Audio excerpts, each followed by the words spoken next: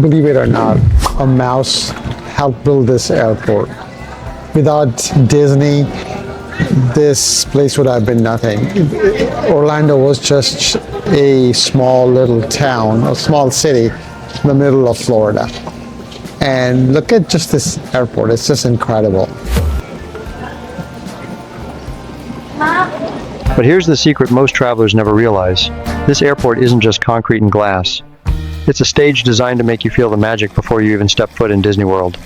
Yet behind the curtain, the story changes, and not always for the better.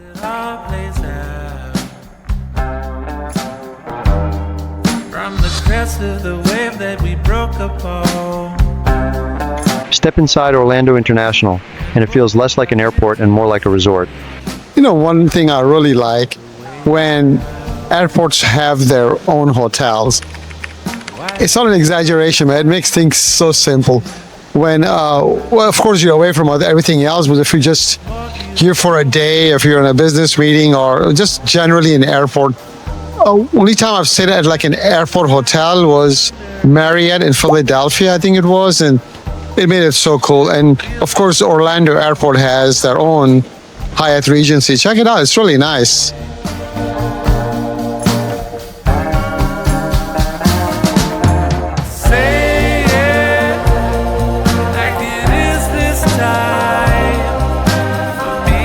From the soaring glass elevators to tropical plants and fountains, every detail is designed to impress.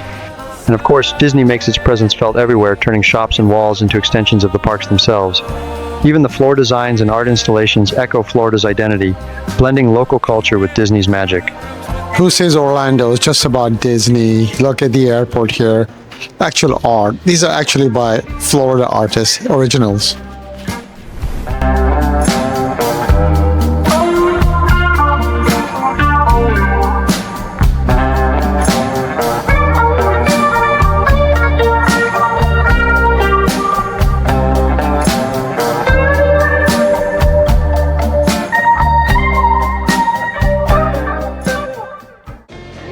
Airside, MCO. This is the main walkway to the gate.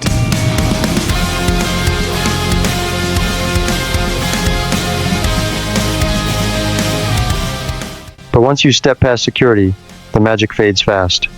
It feels almost like stepping into a bus station, functional, crowded, and uninspiring. Okay, so Orlando International Airport, MCO. It's nice, right? This is a really nice airport. But you know what?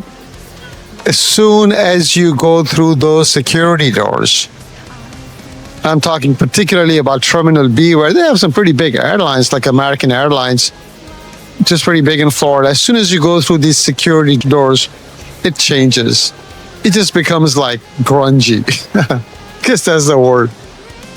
I wish they had carried this through in all their terminals. That would have been really amazing. Notice the illuminated signs pointing to gates and baggage. They're practical, but the atmosphere is utilitarian. Nothing like the vibrant atrium we just left behind. This is the sharp divide at Orlando International. Magical first impressions shaped by Disney, followed by a secure side experience that feels stuck in the past.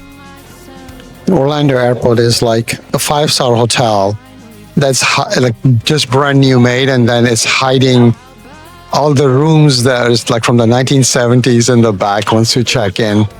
That's really what's it all about, isn't it?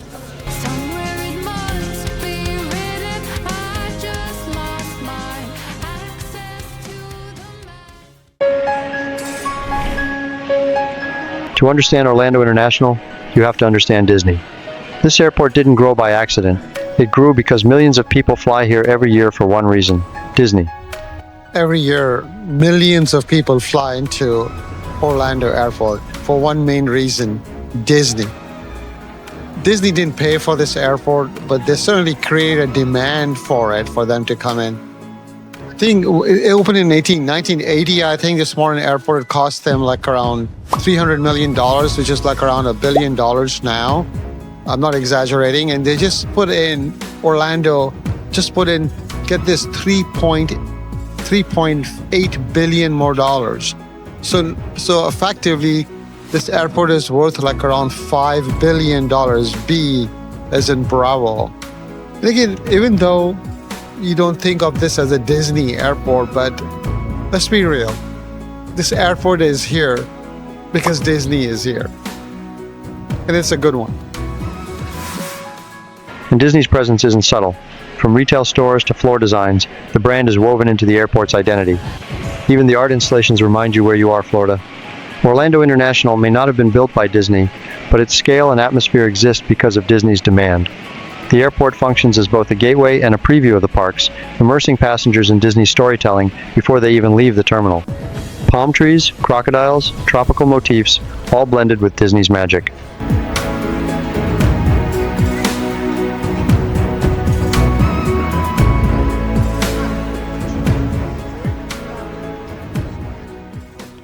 Behind the magic, Orlando International is a machine designed to move millions of passengers with precision.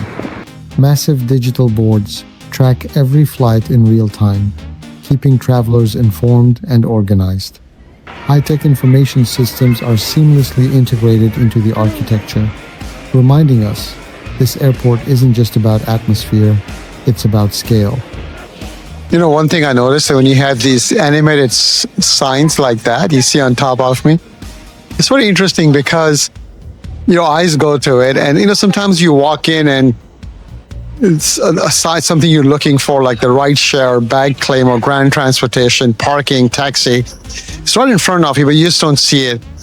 And when it kind of animates in an electronic way, you kind of seem to look at it and you don't miss it. That was a fascinating discovery for me.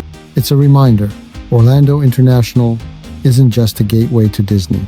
It's one of the busiest airports in America, and it has to deliver on logistics as much as magic.